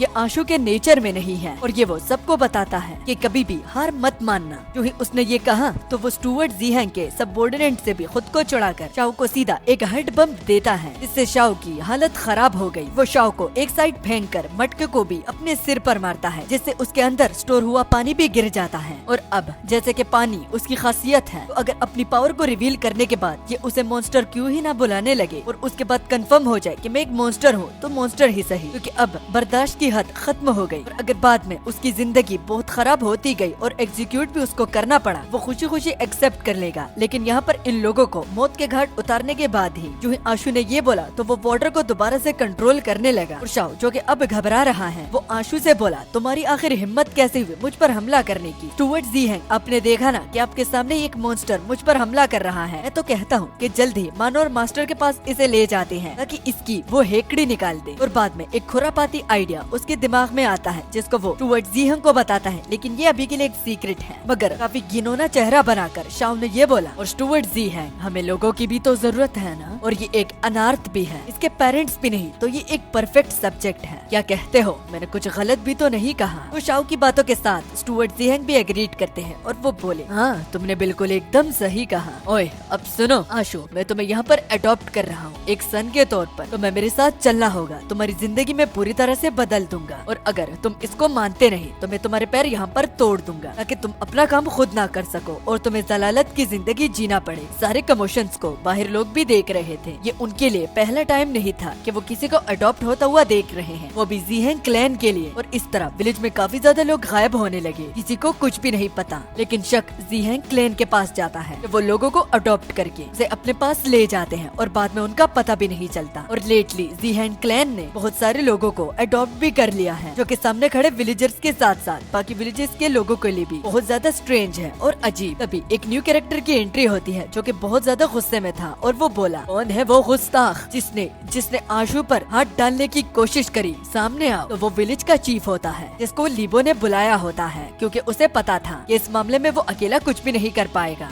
चीफ आते हुए वो बोला तुम लोग सरेआम इस तरह बदमाशी क्यों कर रहे हो? क्या तुम भूल गए हो ये विलेज चीफ अब तक जिंदा है? स्टुअर्ट ज़ीहन विलेज चीफ को देखने के बाद उसे बूढ़ा बुलाने लगा। ओए बेवकूफ बूढ़े, तुम यहाँ पर क्या कर रहे हो? एक तो बूढ़ा और ऊपर से बेवकूफ, उसे बुलाकर वो बहुत ज्यादा गुस्से में हो जाता है और वो उसे बताने लगा कि चाहे ये बूढ़ा कोई आम विलेज का चीफ ही क्यों ना हो, लेकिन वो धाशुन डायनेस्टी से है। धाशुन डायनेस्टी, अब मुझे इसके बारे में ज्यादा तो नहीं पता, लेकिन जो भी इसके मेंबर मेंबर होते हैं तो उनसे सब लोग तमीज से बात करते हैं। और यहाँ पर स्टुअर्ट जी हैंग इस तरह अगर बोलेगा तो उसे पनिशमेंट दे दी जाएगी, जो कि सुन स्टुअर्ट जी हैंग बहुत ज्यादा फ्रस्ट्रेट हुए। मगर चीफ की बातें नहीं रुकी, उसने एक पे एक धमकी दी कि दाशुन डायनेस्टी के एक ऑफिशियल के साथ अगर तुम इस तरह बदतमीजी करोगे तो मेरी बात लिख कर ले लो कि तुम्हारे मास्टर के साथ साथ तुम्हें भी एक अपोलॉजी लेटर लिखने पर और मेरे मुंह पर अपोलॉजी कहने पर मजबूर कर सकता हूँ। अगर मैंने तुम्हारी रिपोर्ट करी तो ली बॉबी अब चीफ को रोकता है क्योंकि अब कुछ ज्यादा ही हो रहा था। लेकिन इन सब बातों के बावजूद भी स्टुअर्ट जी हैंग विलेज चीफ को एक बूढ़ा घुसट वो भी बेवकूफ वाला बुलाता है। मगर अब उसकी आंखें जब उस विलेज चीफ ने खोल दी तो वो आज के लिए आशु को तो छोड़ रहा है, लेकिन वो दोबारा उसके पास जरूर आएगा, वो भी अकेले में, और उसे अपने साथ ले जाएगा क्योंकि ये मैटर यहाँ पर खत्म नहीं होता। वो जैसे ही वापस जाएगा तो अपने मास्टर को बोलकर वो इस इन्वेस्टिगेशन को आखिरी दम तक लड़ेगा और आशु को सजा भी दिलवाएगा। ये कहकर वो अपने सबऑर्डिनेट्स के साथ निकल जाता है। मगर जाने से पहले चाऊ जो होता है वो हमारे आशु को बोलता है कि तुम्हारे बाप की तरह तुम भी किसी अच्छे चीज को अप्रिशिएट नहीं करते और तुम भी उनकी तरह कुत्ते की मौत मरोगे। अपनी बात को बोलकर शाओ भी उनके साथ निकल पड़ा और विलेज चीफ अब आशु के बारे में पूछते हैं कि उसे ज्यादा चोट तो नहीं लगी, क्योंकि ये लोग इन लोगों ने जैसे कहा कि बाद में ये आएंगे तो वो जरूर आएंगे, इसलिए वो ज्यादा मुसीबत में पड़ने से आशु को रोकते हैं। आशु थैंक यू ग्रैंडपा बोलकर उनकी बात का पालन करने के लिए वादा करते हैं कि वो इस बात को हमेशा याद रखेगा। और अब जबकि मैटर सोल्व हो गया है, वो भी टेम्पररी, तो ली बॉबी विलेज चीफ को अपने साथ ले जाता है। और अब उनके जाने के बाद आशु अपने मन ही मन ये कहता है कि ये फर्स्ट टाइम नहीं है, वो दोबारा से आएंगे और ये दोबारा से रिपीट होता रहेगा अगर मैं इसका कुछ करूंगा नहीं तो फ्यूचर में ये लोग जब तक मैं मरता नहीं तो मुझे टारगेट करते ही रहेंगे। विलेज चीफ ने एक बारी तो उसकी जान बचा ली, लेकिन आखिर कब तक, क्योंकि उनके पास खुद भी इतना टाइम नहीं बचा, तो वो हर बारी उसकी मदद नहीं कर पाएंगे। इसलिए तो अब आशु ठान लेता है कि वो स्ट्रॉन्ग बनकर ही दिखाएगा। ये सिस्टम का मिलना ये फेट की एक निशानी है कि वो अपनी किस्मत को बदल सकता है। ये तभी सिस्टम पर बताया जाता है कि वाटर एसेंस डिटेक्ट है। पेट के एवोल्यूशन में उन्होंने वाटर एसेंस का इस्तेमाल करा है। वाटर एसेंस का आशु को कुछ भी समझ में नहीं आया और जब उसने स्टेटस विंडो खोला तो उससे उसकी जेब खर्ची के बारे में बताया जाता है कि उसके पास 0 पैसा है। जो उसका पेट है तो वो हिल नहीं सकता और जो सिस्टम का ताबूत है उसका फ्यूजन लेवल 5% है। जिसके बाद अगले सीन में हम देखते हैं कि आशु उस लेक के किनारे पर आ गया था और जैसे कि स्टैट से उसे पता चल चुका था कि उसके पास किस किस चीज की कमी है, तो उन सबको वो ठीक करना चाहता है, क्योंकि जब तक वो ठीक नहीं होंगी वो ग्रो नहीं कर पाएगा और फ्यूचर में तब तक लोग उसे टारगेट ही करते रहेंगे। आज सही तो सही फेट ने उसे मौका दिया है, अगर वो इस मौके का फायदा नहीं उठाएगा तो फिर वो कभी भी अपने पास्ट की तरह यहाँ इस फ्यूचर के लोगों को भी फेस नहीं कर पाएगा और वो रुकेंगे भी नहीं, क्योंकि इंसान की ये फितरत है कि जिस चीज में उसे मजा आता है और अगर कोई से तकलीफ में भी हो लेकिन वो रुकेगा नहीं, वो अपनी लज्जत को पूरा करने के लिए लिमिट्स को क्रॉस करता ही जाएगा। अब आशु उस क्रोकोडाइल को बुलाने लगता है, जैसे कि सिस्टम ने उसे बताया था कि वो कहीं से भी उसको बुला सकता है, लेकिन इसके लिए उसके पास स्पिरिचुअल एनर्जी होनी चाहिए, जो कि रेस्ट करने के बाद इतनी तो आ गई है कि वो उस क्रोकोडाइल को समन कर सकता है। जो ही उसने स्पिरिचुअल एनर्जी का इस्तेमाल किया वो भी क्रोकोडाइल को समन करने के लिए, तो अगले ही पल पानी में हलचल होने लगी और धीरे धीरे करके वो क्रोकोडाइल ऊपर आता गया और एक लंबी फ्लाइट के साथ वो उस पानी से बाहर आ जाता है। लेकिन सरप्राइज की बात ये पता चलती है कि वो क्रोकोडाइल साइज में बहुत ज्यादा छोटा हो गया है, जो कि देखकर आशु को भी बहुत ज्यादा हैरानी हुई और वो बोलने लगा, अरे मेरा वो बड़ा सा क्रोकोडाइल कहाँ गया? ये पित्तू सा यहाँ पर क्या कर रहा है? कौन है बे तू? जा चिलकुट वापस पानी में जा, वरना तो मगरमच्छ के बजाय लोग तुम्हें मेंढक समझने लगेंगे। तो सिस्टम आशु की इन्फॉर्मेशन के लिए एक मैसेज देता है कि अपनी एनर्जी को ज्यादा वेस्ट होने से अच्छा बीस्ट अगर इस फॉर्म में हो तो वो ज्यादातर अपनी स्पिरिचुअल एनर्जी को अपने अंदर काफी टाइम तक समा रख सकते हैं, जो कि अच्छा भी है, वरना तो बहुत ज्यादा और हर रोज कल्टीवेट करने की जरूरत भी होगी। और जितना वो साइज में खुद को छोटा करता जाएगा तो उतनी ही पावर कंजम्पशन कम होगी, जिससे ना तो आशु को भी कोई प्रॉब्लम होगी और ना ही उसकी स्पिरिचुअल एनर्जी सिस्टम उसके पेट के लिए इस्तेमाल करेगा। सिस्टम की इस एबिलिटी से आशु बहुत ज्यादा इम्प्रेस हुआ। वो पहले से ही जानता है कि ये सिस्टम कितना ज्यादा अमेजिंग है, लेकिन इस वाले फीचर को देखने के बाद वो और भी ज्यादा इम्प्रेस हो गया और वो कहने लगा, मानना पड़ेगा सिस्टम बड़ा ही तगड़ा हाथों लगा है। और अब आशु अपने पेट से पूछने लगा कि अगर उसको वो वाटर एसेंस कहाँ से मिले, क्या वो उसके बारे में अपने मास्टर को बता सकता है, या फिर अगर वो बोल नहीं सकता तो क्या वो उस जगह तक अपने मास्टर को गाइड कर सकता है। तो जो आशु ने अपनी बात खत्म की तो वो क्रोकोडाइल पानी में छलांग मार देता है। पित्तू से क्रोकोडाइल का पीछा करते करते आशु पानी के अंदर बहुत दूर तक चला जाता है, इतना दूर कि उसे एक गुफा दिखती है जिसके बारे में किसी को भी पता नहीं है, और वो भी इसलिए क्योंकि ये अंडरग्राउंड वाटर केव है। इस वजह से तो इंसानों की क्यूरियोसिटी यहाँ तक नहीं पहुँची, वरना वो इस जगह को भी बिगाड़ देते। जो कि उसने वाइन्स हटाई तो वो बहुत ज्यादा इम्प्रेस हुआ, क्योंकि आगे जिन स्पिरिचुअल प्लांट्स को वो देखता है तो वो माना से भरे हुए थे और इतने कि अगर आशु उनको गिनता तो रात से सुबह भी हो जाती। इनमें से कुछ तो लेजेंडरी स्पिरिट प्लांट भी होते हैं जिनके बारे में सिर्फ आशु ने सुना है और न ही अपने आंखों से कभी देखा था, और आज अपने पेट की मदद से वो स्पिरिट प्लांट को देख पा रहा है। इसके बाद आशु एक स्पिरिट प्लांट को टच करता है तो सिस्टम एकदम से एक्टिवेट हो गया और इस लेजेंडरी स्पिरिट प्लांट के बारे में उसे बताने लगा कि इस स्पिरिट प्लांट में वाटर एसेंस है जिसको सिस्टम ने डिटेक्ट कर दिया है। अगर होस्ट इसे चुनता है एब्जॉर्ब करने के लिए तो सिस्टम इसके साथ ग्रो होता जाएगा। और अब हमें आशु स्पिरिट प्लांट्स के बारे में बताता है कि दुनिया में इन प्लांट्स के अलावा बाकी बहुत सारी ऐसी चीजें हैं जिन्होंने स्पिरिट्स और माना को खुद ब खुद एब्जॉर्ब कर लिया है और उन सब में एक से बढ़कर एक अपनी एक्स्ट्राऑर्डिनरी एनर्जी होती है। उन्हीं का एग्जाम्पल ये प्लांट्स हैं जिन पर एक स्पेशल इफेक्ट लगा हुआ है। ये बाकी पौधों से इसलिए अलग है क्योंकि इसमें स्पिरिट और माना है और इंसान तब से इन्हें स्पिरिट और माना प्लांट्स बुलाने लगे। और एडिशनली हमें आशु जीहेंग फैमिली के रेजिडेंट्स के बारे में भी बताता है जिनमें उनका मास्टर जाओ जीहेंग होता है। तो उनकी रेजिडेंट्स के यहाँ से ये भी पता चला है कि वहाँ पर एक फ्रोजन पॉन्ड है जिनमें काफी ज्यादा स्पिरिट प्लांट पाए जाते हैं। लेकिन प्रॉब्लम सिर्फ ये है कि वो उस पॉन्ड के तह में जाकर मिलते हैं और कोई भी एरा गैरा उसे एक्सप्लोर नहीं कर सकता। उसे पॉन्ड का लालच देकर जीहेंग फैमिली का मानोर जिसका नाम जाओ होता है तो वो दुनिया के हर एक हिस्से से कल्टीवेटर को इसी का लालच देकर कि वो इन वाइल्स और वेन्स को अपनी कल्टीवेशन बढ़ाने के लिए इस्तेमाल कर सकता है। तो करते करते वो उन्हें अपने फॉलोवर्स बना लेते हैं। और अगर बहुत सारे कल्टीवेटर्स जाओ फैमिली को ज्वाइन करेंगे तो ऑब्वियस सी बात है कि जीहेंग फैमिली बहुत ज्यादा पावरफुल बन जाएगी। और अब बात आती है आशु पर जो कि ये चेक करना चाहता था कि इस स्पिरिट प्लांट को खाने के बाद उसे कितना ज्यादा वाटर एसेंस मिलेगा। लेकिन एक एक इस तरह खाते खाते और खुद तोड़ते तोड़ते बहुत ज्यादा टाइम लग जाएगा। वो अपने पेट की मदद लेता है लेकिन जहाँ तक उसके पेट की बात है तो वो तो पेट भरकर सो रहा था और बहुत आलसी भी था, जो कि देख आशु समझ गया कि अब यहाँ पर उसका पेट किसी काम का नहीं, उसे खुद मेहनत करनी पड़ेगी। तो ये देखकर वो इस बात को नजरअंदाज कर देता है क्योंकि आज अगर उसका पेट ना होता तो इन प्लांट्स के बारे में उसे कभी भी पता न चलता। और स्पिरिट प्लांट को तोड़ने के बाद वो जब ऊपर आए तो उसके पास बहुत सारे स्पिरिट प्लांट थे। ऑब्वियस सी बात है कि आशु एक इंसान है, उसे ऊपर आना ही होगा क्योंकि उसकी जो एबिलिटी है वो लिमिटेड है। हालांकि वो पानी में सांस तो ले सकता है लेकिन हवा उसके लिए बहुत ज्यादा जरूरी है। स्पिरिट प्लांट को एक जगह पर रखकर उनके पास आशु बैठ जाता है तो शुक्रिया कहकर वो उन प्लांट्स को खाने लगा। जैसे ही उसने एक बाइट करी तो सिस्टम ने ये डिटेक्ट कर लिया कि इस प्लांट में वाटर एसेंस है। इसे अगर होस्ट खाएगा तो उनके और उस सिस्टम के बीच में जितना भी फ्यूजन है तो वो और भी ज्यादा ग्रो और स्ट्रॉन्ग होता जाएगा और बाद में इन वाटर एसेंस से वो अपने पेट को इवॉल्व भी कर सकता है। अच्छा व्यूवर्स, आपने ये बात तो सुनी होगी कि मेडिसिन कितनी कड़वी होती है। बहुत सारी ऐसी मेडिसिन होती है जो कि आपके सेहत को तो ठीक करती है मगर खाने में वो बहुत ज्यादा कड़वी होती है। तो आशु को भी यही लग रहा था कि ये बहुत ज्यादा कड़वा टेस्ट करेगा क्योंकि ज्यादातर कड़वी चीजें होती है जो कि बॉडी को प्यूरिफाई और सेहत देने के लिए इस्तेमाल होती है। लेकिन खाने पर आशु का वो सारा का सारा शक ही दूर हो गया क्योंकि ये स्पिरिट प्लांट बहुत ही ज्यादा स्वादिष्ट थे और वो उनको दबा दबा कर खाने लगा और अपने वाटर एसेंस और फ्यूजन को और भी ज्यादा स्ट्रॉन्ग करता गया। और खाते खाते वो इतना ज्यादा वाटर एसेंस को कलेक्ट कर लेता है कि उसका अब पेट फूलने लगा। ऐसा लग रहा था कि वो कुछ सेकंड्स में ही फट जाएगा। सिस्टम उसके स्पिरिट प्लांट को खाने के बाद एक मैसेज देता है जिसको अगर मैं एक्सप्लेन करूंगा तो टाइम लग जाएगा, इसलिए वीडियो को पॉज करके चाहते हो तो पढ़ लो। सिंपल वर्ड्स में अगर आपको समझाऊं, अगर वीडियो को पॉज करने के बाद भी समझ में नहीं आ रहा तो अब उसके पास इतना ज्यादा वाटर एसेंस आ गया है कि सिस्टम बता रहा है कि वो किन किन चीजों को अपग्रेड कर सकता है। इससे पहले अगर वो देखे तो फ्यूजन और एक्वेटिक स्पिरिट और साथ में एक्वेटिक बीस्ट, ये तीनों एक ऐसी चीजें हैं जो कि अभी के लिए जरूरी नहीं है, इसलिए वो सबसे पहले खुद पर ही फोकस करेगा और उस एसेंस को खुद को स्ट्रॉन्ग करने के लिए ही इस्तेमाल करेगा। जो ही उसने इंक्रीज का बटन दबाया वो भी सिस्टम पर जो उसे मिला था तो उसकी बॉडी से वाटर मंकी की ऑरा निकलने लगती है जो कि बहुत ज्यादा इमेंस थी। और आशु बस फील करके ये बता सकता था कि इस फीलिंग से वो इतना तो बता सकता है कि उसकी बॉडी बहुत रैपिडली ग्रो कर रही है। और इतनी पावर होने के बाद आशु बहुत ज्यादा कॉन्फिडेंट होता है और वो ये कहने लगा कि अगर इतनी पावर अब मुझ में आ गई है तो अगर वो कल को मुझे टारगेट करते हैं तो उनका मैं कचूमर बना दूंगा। बस अगर उस दिन उसके पास इतनी पावर होती तो वो उस मैटर को वही का वही सॉल्व कर देता और किसी को बीच में आने का आशु कभी मौका ही नहीं देता क्योंकि आशु उनका टारगेट है। और अगर टारगेट की कोई हेल्प करेगा तो एनिमीज उसको भी टारगेट करने लगेंगे और उनका जीना भी हराम कर देंगे, जो कि आशु बिल्कुल भी नहीं चाहता कि उसकी वजह से बाकी लोगों की जिंदगी खराब हो जाए। एक्वेटिक स्पिरिट से न सिर्फ उसे पावर मिली बल्कि उसका जो वेट था तो वो भी बढ़ने लगता है क्योंकि मसल्स ग्रो हो रहे थे। और अब आज से लेकर उस दिन तक जब तक वो लोग उसे खुद से टारगेट ना करे तो उसे एनर्जी कलेक्ट करनी होगी, चाहे इसमें साथ आशु के पास कितना भी टाइम क्यों ना हो। और आज के लिए उसने कुछ ज्यादा ही एब्जॉर्ब कर लिया और इससे ज्यादा वो नहीं कर सकता और अगर करेगा तो खुद को ही नुकसान पहुंचाएगा। क्योंकि वो बात आपने तो सुनी होगी कि अगर आप हद से ज्यादा खा भी लेते हो तो वो भी आपके लिए अच्छा नहीं पड़ता। अभी के लिए वो खुद को स्ट्रॉन्ग तो नहीं कर सकता। तो उसी बीच उसके दिमाग में फ्यूचर और फाइनेंशियल कंडीशन को लेकर बहुत सारी बातें आई क्योंकि उसकी फाइनेंशियल कंडीशन बिल्कुल भी अच्छी नहीं है क्योंकि उसके फादर अब नहीं रहे और रहने का खर्चा उसे अकेले ही उठाना पड़ेगा जिसमें उसका बहुत वक्त लग सकता है। लेकिन क्या करें, आशु के लिए ये करना ही होगा अगर उसे जिंदा रहना है। और ऑटम भी बहुत ज्यादा नजदीक है। उस मौसम में क्रोकोडाइल्स और भी ज्यादा लेजी हो जाते हैं बिकॉज उनका ब्लड फ्लो कम हो जाता है और वो हाइबरनेशन में चले जाते हैं। तो वो अपने फाइनेंस के अकेले अपने छोटे दोस्त की मदद तो ऑटम में बिल्कुल नहीं ले सकता। जो ही आशु ने ये बात की तो उसके पैरों के साथ एक मछली जाकर गिरती है, जो कि और किसी ने नहीं बल्कि क्रोकोडाइल ने ही फेंकी थी, क्योंकि वो उठकर उसके लिए एक मछली लाया है, जिसने आशु का वो पूरा मसला ही सॉर्ट आउट कर दिया। क्योंकि अब तक आशु को यही दिक्कत हो रही थी कि वो पैसे कैसे कलेक्ट करेगा, और अपने छोटे से क्रोको के बारे में इतना ज्यादा बुरा बोलकर कि वो बहुत ज्यादा लेजी है, तो वो अपनी सारी बातों को वापस ले लेता है। और वो हंसते हुए अपने क्रोको की ओर देखकर बोला, तो तुम पूरी तरह से लेजी नहीं हो, ये मैं जानकर बड़ा ही खुश हुआ। जब तक तुमसे मदद मिलेगी तो मैं कभी भी भूखा नहीं सोऊंगा, और ये जो कुछ वक्त की गरीबी है तो उसी तरह ही मछली को मार्केट में बेच कर वो उसका हल निकाल सकता है। जिसके बाद सुबह का सीन हुआ, हम देखते हैं कि आशु मार्केट में होता है और वो बहुत ज्यादा खुश भी होता है, क्योंकि कल की मछली को बेचने के बाद उसको काफी ज्यादा अच्छा मुनाफा हुआ है। हालांकि ये इतना ज्यादा नहीं है, लेकिन फिर भी उसे सिर्फ गुजारा करना है ताकि वो सड़क पर भीख मांगने पर मजबूर ना हो। इसलिए आशु हमें ये भी बताता है कि यहाँ के जितने भी मर्चेंट्स हैं वो बड़े ही सीधे साधे हैं, उनको बहुत जल्दी मैनिपुलेट कर सकते हो। हालांकि उनके प्रीवियस लाइफ में जितने भी मर्चेंट्स थे तो वो तो टैक्स की वजह से अच्छे दाम में कोई भी चीज नहीं लेते और ना ही देते हैं, तो अपनी पिछली लाइफ की बार्गेनिंग स्किल को वो यहाँ पर इस्तेमाल करता है और बहुत सारे मर्चेंट्स को वो चूना लगा देता है। लेकिन अब बाजार के बीच में आशु अपने मन ही मन बोलने लगा कि वाटर एसेंस का मसला खत्म करने के बाद अब जबकि उसमें इतनी पावर आ चुकी है कि वो उस मसले को खत्म कर सकता है, तो मौके पे चौके का इंतजार करना होगा, क्योंकि वो खुद से कोई भी स्टेप नहीं लेने वाला। क्योंकि विलेज चीफ की बात उसे अब तक याद थी, शैतान का नाम लिया तो शैतान हाजिर, क्योंकि वहाँ पर शाओ आ जाता है, जो कि आशु को देखकर पीछे से आवाज लगाता है। वो कुछ दिनों के मिसअंडरस्टैंडिंग के लिए उससे माफी मांगता है, क्योंकि उसकी हालत खुद भी खराब और वो पुरानी बातों को भूलकर नई दोस्ती का आगाज भी करना चाहता है। और बाजार में मिलने का उन दोनों का एक इत्तेफाक नहीं है, बल्कि वो उसे ढूंढ रहा था, वो भी उससे माफी मांगने के लिए। तो इसको वो कोइंसिडेंस तो बिल्कुल भी ना समझे। और एडिशनली शाओ उसे अपनी बोट पर भी बुलाता है, जहाँ पर उसने खाना पकाया है, वो एक साथ मिलकर खा भी सकते हैं, ताकि दोनों का बॉन्ड स्ट्रॉन्ग हो जाए और वो पुरानी बातों को भूलने में उन दोनों की मदद करे। और वो इस चीज के लिए टेंशन लेने से तो मना करता है कि वहाँ पर कुछ और लोग भी होंगे, क्योंकि बस वही और शाओ ही होंगे। जो कि सुन हमारा मेन प्रोटैगनिस्ट अपने मन ही मन बोला, हम दोनों,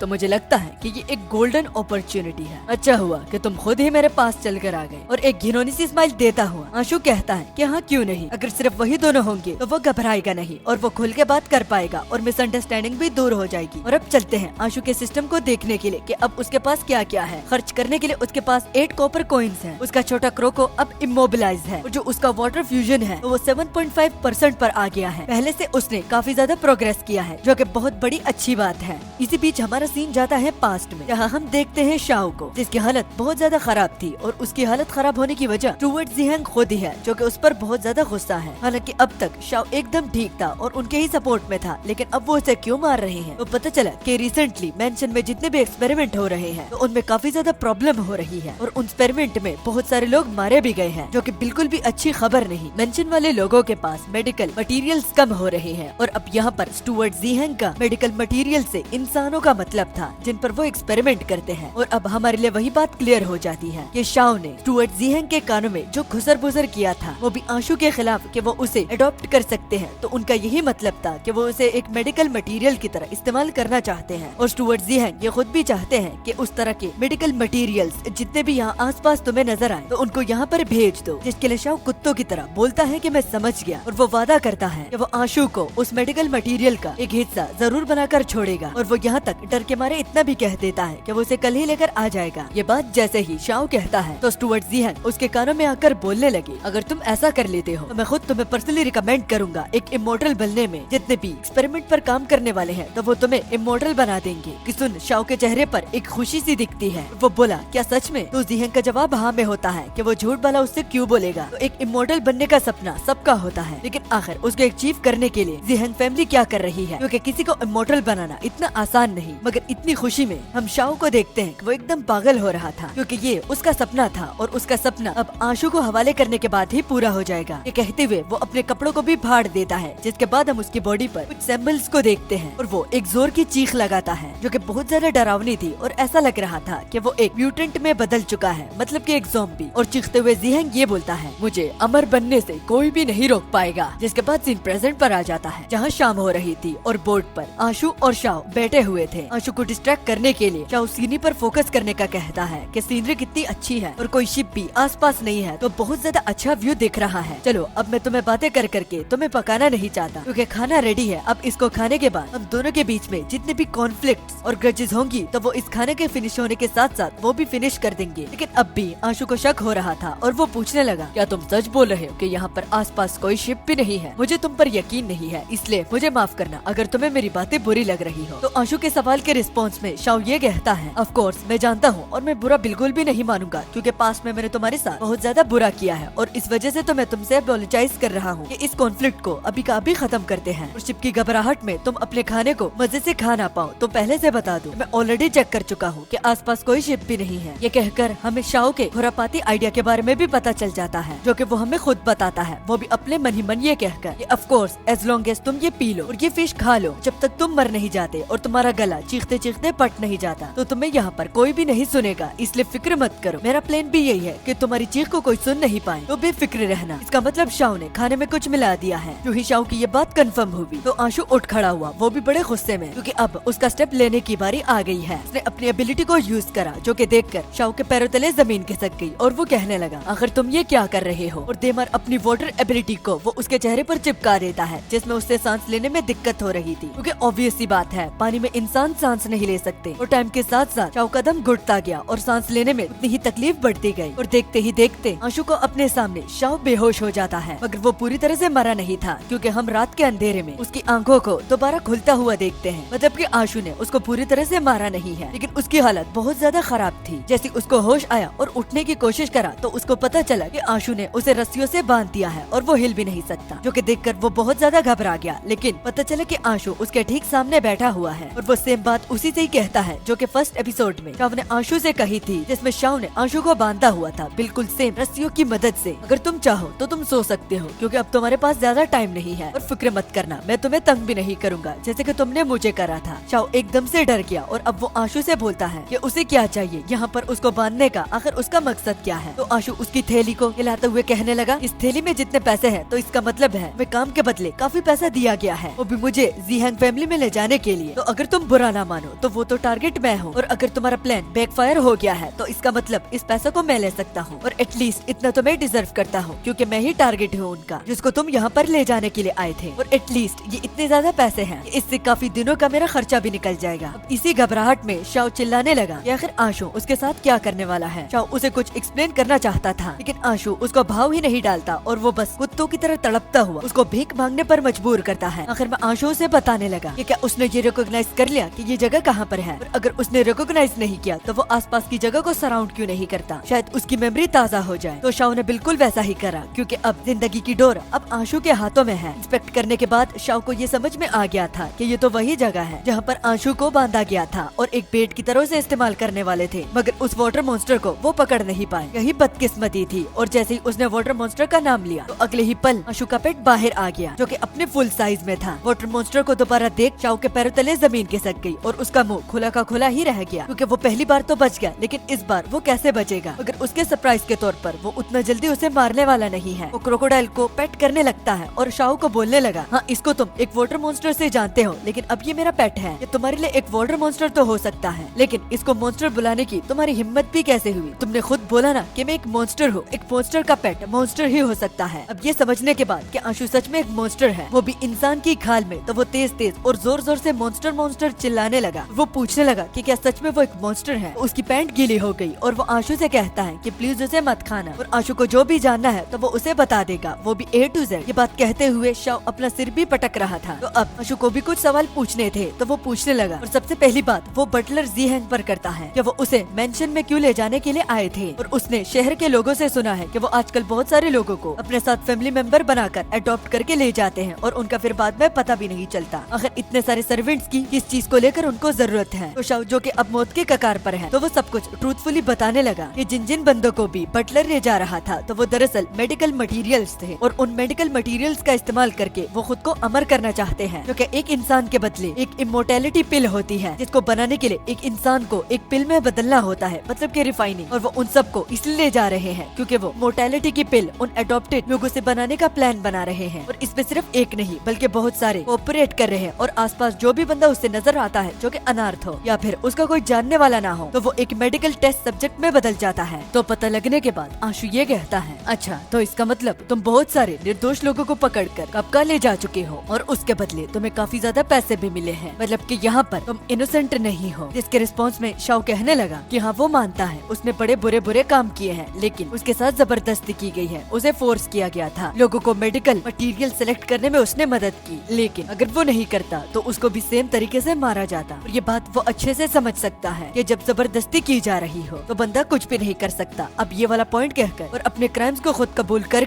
आशु को बहुत ज्यादा गुस्सा आता है और वो कहने लगा, जीहान फैमिली के पालतू कुत्ते, तो मैं अगर यहाँ पर मैंने जिंदा छोड़ दिया तो ये मैं एक बहुत बड़ा पाप करूंगा। जितने भी लोगों को तुमने मरवाया है तो उनका बदला यहाँ पर तुम्हें मार कर ही मैं ले लूंगा और उनकी आत्मा को भी मुक्ति मिल जाएगी और इतनी घिनौनी मौत मरोगे कि तुम चाहोगे कि तुम्हें जल्दी से मारा जाए। ये कहकर आशु के पास एक पत्थर होता है जिसको वो शाव को मारने के लिए रेडी होता है और शाव ये देखकर आशु से कहने लगा कि रुको, मेरी एक और बात सुन लो। तो तब तक आशु ने उसे मार दिया था और आशु उससे कहने लगा कि अब जबकि तुम्हें पता चल चुका है कि मैं एक मॉन्स्टर हूँ और तुमने बहुत कुछ चीजें देख ली है, अगर तुम्हें यहाँ पर जिंदा छोड़ा तो जीहान फैमिली के पास जाकर तुम सब कुछ चीजों के बारे में बता दोगे और मेरी इस मिस्टीरियस साइड के बारे में भी, जिसका मैं खुद भी नहीं चाहता कि लोगों को पता चले। सिर्फ तुम लोगों से छुपाने के लिए भी नहीं बल्कि अपने क्लोज वन से भी छुपाना चाहता हूँ। यहाँ पर शाहू को मारने का उसको कोई भी रिग्रेट नहीं हो रहा था, क्योंकि अगर वो यहाँ पर ना मारता तो वो उसको अपने साथ मेंशन पर ले जाता और ऑब्वियस सी बात है मेंशन पे ले जाने के लिए इसने जरूर खाने में कुछ मिलाया होगा। अगर यहाँ पर आज मैं उसको मारता नहीं तो मैं ही इसकी जगह मरता और इसको कुछ भी रिग्रेट ना होता, जिस तरह के मुझे नहीं हो रहा। ये कहकर आशु का जो क्रोको होता है वो उसको पानी में घसीट लेता है और अब आशु को समझ आ गया था कि उनके साथ निपटने के लिए उसे इससे भी बहुत ज्यादा स्ट्रॉन्ग बनना पड़ेगा, जिसके लिए उसे एक स्ट्रॉन्गर बैकर चाहिए ताकि उसके स्ट्रॉन्ग होने तक वो उसे टाइम दे सके, वो भी इस गुंडों से बचाने के लिए। और अगर शाव की बात की जाए तो उसके पेट पर जो सिंबल था तो उससे उसका पेट फूलने लगा था। और अगर उसके स्टैट्स की अब बात की जाए तो आशु के साथ अब बहुत ज्यादा पैसे हैं, पूरी तरह से फाइनेंशियल कंडीशन उसकी खत्म नहीं हुई, लेकिन पहले के मुकाबले में ये एक बहुत बड़ी रकम है। और अगर क्रोको की बात की जाए तो वो मोशनलेस है और अगर फ्यूजन की बात की जाए तो वो 5% है। अब आई गेस ये कम इसलिए हुआ क्योंकि उसने अपनी एबिलिटी का इस्तेमाल करा, मतलब कि इसे दोबारा रिचार्ज करना पड़ता है। जिसके बाद अगले सीन में हम देखते हैं सुबह सवेरे का वक्त होता है, बहुत अच्छी अच्छी हवाएं और फिजा और सीनरी हमें नजर आती है। सच बात बताऊं तो इस मानवा के मुझे दो चीज बहुत ज्यादा अच्छे लगने लगे हैं। एक ये नेचर की सीनरी को बहुत अच्छे से बनाता है और दूसरा बाप और बेटे का बॉन्ड, जो कि पहले कुछ पैनल्स के लिए ही था लेकिन मुझे बहुत ज्यादा अच्छा लगा। तो यहाँ अब स्टोरी पर आते हैं। देखते हैं कि एक बोट पर पानी से हमारा आशु निकल कर चढ़ जाता है, मगर वो अकेला नहीं होता क्योंकि उसके पास अपना क्रोको होता है। मगर वो बहुत ज्यादा थक गया है, लेकिन उसको एक बात की खुशी थी कि पावर होने की वजह से सब कुछ चीजें बहुत ज्यादा आसान हो गई है, सब कुछ करना बहुत आसान हो गया है। और अगर आप सोच रहे हैं कि शाहू का क्या हुआ, तो उसको 3 दिन हो गए हैं कि उसको आशु ने मारा है, मगर सस्पिशियंस को अवॉइड करने के लिए वो एक मछुआरे की तरह एक्ट कर रहा है जैसे कि वो पहले था, जिसके लिए वो बहुत सुबह सवेरे से निकलता है और देर रात को जाता है और मछली को पैसों के लिए बेचता है ताकि किसी किस्म की सस्पिशियस उस पर ना पड़े। और एडिशनली आशु से हमें ये भी पता चलता है वो उस लेक के तो बिल्कुल भी करीब नहीं गया जहाँ पर उसने शाहू को मारा था और क्रोको का वहाँ पर घर है, क्योंकि अगर गलती से भी वहाँ पर उसे कोई देख लेता है तो सस्पिशियंस बढ़ जाएगी। और बोट की सस्पिशियस को छुपाने के लिए उसने शाहू का इस्तेमाल करा कि उसने उन्हें बुली करा और उसकी बोट छीन ली। इस वजह से तो जितने भी विलेजर्स थे तो उनको ये यकीन आ गया, क्योंकि वो उसको हर रोज तंग करता था, तो ज्यादा किसी ने पूछा भी नहीं और न ही किसी ने शक करा। हालांकि विलेजर्स को मैनिपुलेट करना हमारे मेन प्रोटैगनिस्ट के लिए आसान था, लेकिन अब जीहान फैमिली इस चीज को इतनी आसानी से जाने नहीं दे सकती, क्योंकि वो उनके लिए एक वाहिद ऐसा मेंबर था जो कि अनाथ लोगों को कलेक्ट करता था। और मुझे अब तक पेंशन में उन्होंने नहीं पाया तो वो जरूर की जांच पड़ताल कर रहे होंगे। और शाहू की इस तरह बिना बताए डिसअपीयरेंस की वजह से जीहान फैमिली अब उसे और भी ज्यादा टारगेट करने लगेगी, क्योंकि शक सीधा मेरे पे जाएगा, क्योंकि लास्ट टाइम वो मुझे पकड़ने के लिए ही निकला था लेकिन मैं सही सलामत और वो गायब है। इसलिए इस कॉन्फ्लिक्ट को अवॉइड करने के लिए और अच्छे से हैंडल करने के लिए उसे जल्द से जल्द एक मार्शल आर्ट्स बनना होगा, वो भी जितना जल्दी हो सके। और सबसे जल्दी मार्शल आर्ट बनने के लिए सबसे आसान रास्ता एक मार्शल आर्ट स्कूल को ज्वाइन करने का है। और जिस जगह पर हमारा मेन प्रोटैगनिस्ट रहता है तो उसका नाम पिनयांग है। यहाँ पर 3 डिफरेंट मार्शल आर्ट स्कूल है और सबसे स्ट्रॉन्गेस्ट तीनों में से यांग क्लैन का है। और एडिशनली यांग क्लैन के ऑनर के बारे में आशु ने ये तक सुना है कि उसके पास इतनी ज्यादा पावर है कि वो गोल्ड तक को बीच में से काट सकता है और पत्थरों को भी, वो भी सिंपली अपनी स्ट्रेंथ को यूज करके। इस वजह से तो ना कोई यांग क्लैन के साथ पंगा लेता है और ना ही यांग क्लैन के लीडर को कभी चैलेंज करता है। और जीहान फैमिली के चंगुल से बचने के लिए उसे इनमें से एक मार्शल आर्ट स्कूल को ज्वाइन करना होगा। और अगर वो ज्वाइन कर लेता है तो जीहान फैमिली उसका बाल विवाह नहीं कर पाएगी, क्योंकि जिस मार्शल आर्ट स्कूल में मैं एक डिसाइपल बनकर जाऊंगा तो अगर उनका डिसाइपल किसी फैमिली की वजह से गायब हो जाता है तो स्कूल के हेड खुद इस चीज को पर्सनली इन्वेस्टिगेट करेंगे और जिसने भी नुकसान पहुंचाया हो उनके डिसाइपल को तो वो उनकी वाट लगा देंगे। मगर अब दिक्कत सिर्फ इस बात की होती है कि उनकी जो फीस है तो वो बहुत ही ज्यादा है। फीस टोटल 5000 कॉइन्स है, लेकिन अभी के लिए हमारे आशु के साथ सिर्फ 2000 कॉइन्स है। मछुआरे के तौर पर अगर वो इसी तरह ही करता रहा तो बहुत ज्यादा टाइम लग जाएगा, इसलिए या तो उसे जल्द से जल्द पैसे बनाने का रास्ता ढूंढना होगा या फिर उसे एक दिन में 3-4 काम करने पड़ेंगे। क्योंकि देख सुनकर क्रोको जो होता है तब वो अपने मास्टर पर हंसने लगता है, जो कि देख आशु को भी काफी ज्यादा अच्छा लगता है और वो ज्यादा फ्यूचर के लिए नहीं सोचेगा, क्योंकि अब जो कुछ करना है वो सोच समझ कर करना है और बस टाइम और सही वक्त का इंतजार करना है। अगर वो इसी तरह ही फ्यूचर के बारे में सोचता रहा तो वो कुछ भी नहीं कर पाएगा। बस जो वो फिलहाल कर रहा है तो उसे वो करना चाहिए। और एडिशनली हमें ये बात भी पता चली है कि उस दिन से लेकर आज तक जब उसकी बॉडी रैपिडली ग्रो कर रही थी तो अब उस पावर के साथ उसकी करंट बॉडी अडेप्ट भी कर रही थी। न कि सिर्फ स्ट्रेंथ बल्कि उसकी मेंटल पावर जो है वो भी इंक्रीज हो रही थी, कुछ नहीं बल्कि बहुत ज्यादा ही, जो कि उसके आगे में बहुत काम आ सकती है। और अब बहुत सारी बातें कर ली, टाइम को वो और ज्यादा वेस्ट नहीं करना चाहता और अब दोबारा से मछली पकड़ने के काम में वो लग जाता है। पानी के अंदर मछलियों को ढूंढते ढूंढते आशु हमें ये भी बताता है कि जब से उसको सिस्टम मिला है और वो अवेकन हुआ है तो पानी में तैरना और चलना बहुत ज्यादा इजी हो गया है, जो कि एक आम इंसान के लिए बहुत ज्यादा मुश्किल है। और अपने पेट का नाम उसने इमूवेबल रखा है, जिसके साथ वो पानी में रेस भी लगाता है और यही रेस उसको पानी में और भी ज्यादा नेचुरली चलने में और भागने में मदद करती है। और वो ट्रेनिंग को एक फन वे में अपने पेट के साथ कर रहा है। इमूवेबल नाम बहुत ही ज्यादा बोरिंग है तो हम इसे क्रोको ही बुलाएंगे। क्रोको ने जैसे ही रेस का सुना तो उसने सर हिलाकर उसके चैलेंज को एक्सेप्ट करा और वाटर को कंप्रेस करके जो टेक्निक उसने इस्तेमाल करी जिससे वो इतनी तेजी से आगे बढ़ने लगा, तो ये भी उसने क्रोको से सीखी है। क्योंकि क्रोको एक वाटर टाइप एनिमल है तो पानी के बारे में ऑब्वियसली उसे ज्यादा पता होगा, मगर इसकी डिसएडवांटेज भी है, वो तेज तो जा रहा है लेकिन उतना जल्दी ही उसका स्टेमिना कम होता जाता है। मगर चाहे कुछ भी बोलो लेकिन उसकी स्पीड जो आज है तो उसके साथ कोई भी कंपेयर नहीं कर सकता। जो ही उसने ये बात करी तो साइड से एक मछली गुजरती है जो कि इतनी तेज थी कि जिस स्पीड का हमारे मेन प्रोटैगनिस्ट को गुरूर था तो वो उसका तोड़ देती है। उस चीज को देखने के बाद वो पता चलता है कि वो एक मिथिकल फिश है, इस वजह से तो वो इतनी ज्यादा फास्ट गई है। और अब एक मिथिकल फिश क्या होता है तो ये हमें हमारा मेन प्रोटैगनिस्ट बताता है कि इस दुनिया में काफी टाइप के स्पीसीज है जिसको एक्स्ट्रा ऑर्डिनरी पावर की मदद से इवोल्व किया गया है, उनमें से ये मिथिकल फिश आती है। और इनको मिथिकल फिश इसलिए भी कहते हैं क्योंकि जो कि पानी की गहराइयों में रहते हैं तो वो पानी के ऊपर लेयर वाली मछलियों से काफी ज्यादा अलग होती है और पावरफुल भी, और माना तो उनमें भर भर के होता है। मिथिकल फिश सिर्फ एक नहीं बल्कि दो थी। एक को देखना ही इंसानों के लिए एक अजूबे से कम नहीं होता कि यहाँ पर उसे दो देखने को मिल रही है, जो कि आशु के लिए भी एक बहुत बड़ी अकॉम्प्लिशमेंट है। जो ही आशु उनके करीब जाने की कोशिश करता है तो वो मछलियाँ उतनी तेजी से आगे बढ़ जाती है। उसको पता चल चुका था कि उसकी लिमिट कितनी थी तो वो उन पर क्रोको को भेजता है, क्योंकि सुनकर क्रोको एकदम से अपने ओरिजिनल फॉर्म में आ गया और बड़ी ही स्पीड के साथ उन पर हमला करने लगा। उनके ठीक सामने आकर वो दोनों तरफ से इस मिथिकल फिश को पकड़ना चाहते हैं, मगर इस अटैक से भी वो मिथिकल फिश बच जाता है। और अब वो खुद को कोसने लगा कि अगर यहाँ पर उसका आना ही था तो वो अपने साथ मछली पकड़ने वाले जाल को कैसे नहीं लेकर आया। मगर फिर भी उसके पास एक लास्ट ऑप्शन बचता है जो कि था वाटर फ्लो कंट्रोल। जैसे हमारा मेन प्रोटैगनिस्ट वाटर के फ्लो को कंट्रोल कर सकता है और कंट्रोल करके वो उस मिथिकल फिश को जकड़ लेता है और एक तेजी से झपटा मारकर वो उस मिथिकल फिश को पकड़ लेता है ताकि वो खुद को छुड़ाकर उससे भाग ना पाए। जो ही उसने मिथिकल फिश को पकड़ा तो वो अपने नीचे एक बहुत बड़े क्रीचर को नोटिस करता है जो कि सीधा उसको ही देख रहा था। वो इतना बड़ा था कि मैं आप लोगों को क्या बताऊं, लेकिन हमें हमारे बेवकूफ कैरेक्टर को ज्यादा परखना नहीं चाहिए क्योंकि ये खुशी में अंधा हो गया है। मगर अब इसका क्या होगा तो ये तो आगे ही पता चलेगा।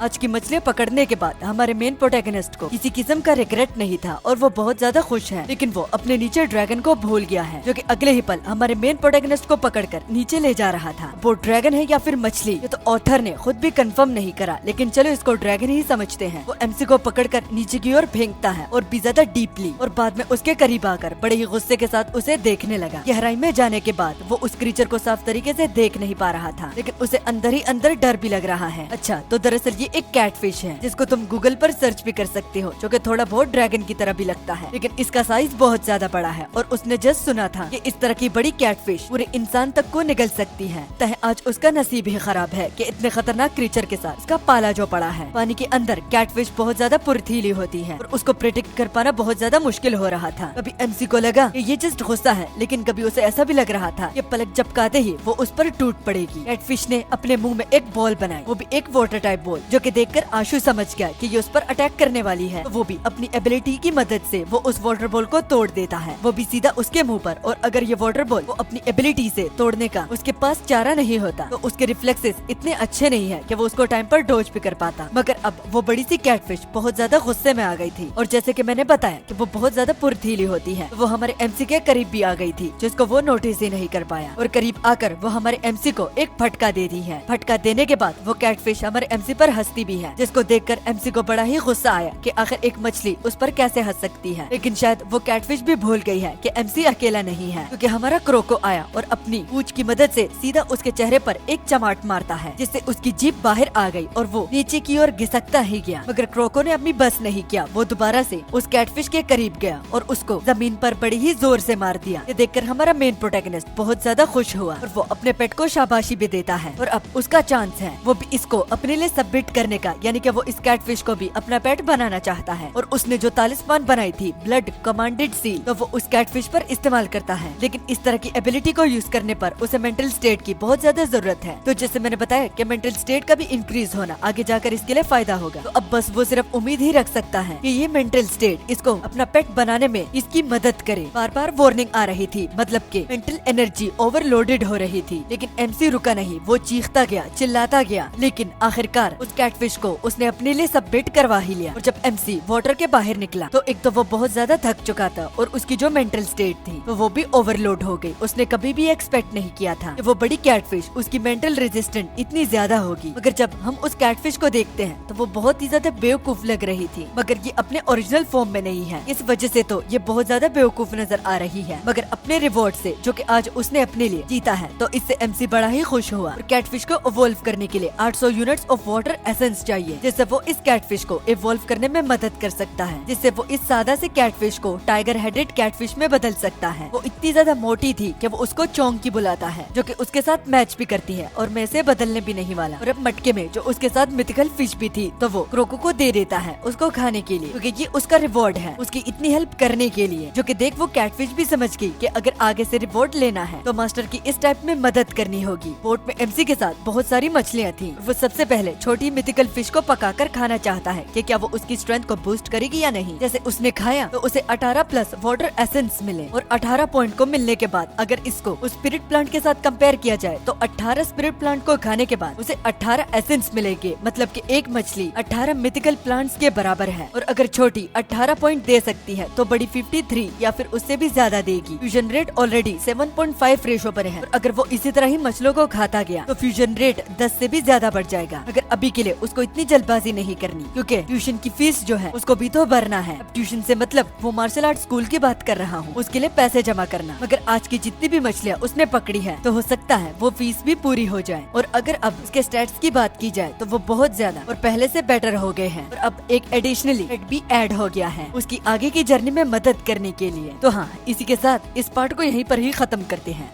एक तो लाइक और शेयर ठोक दीजिए, महाकाल का दबा कर लाइक और शेयर ठोक दीजिए, 5000 लौटे दिख जाना चाहिए।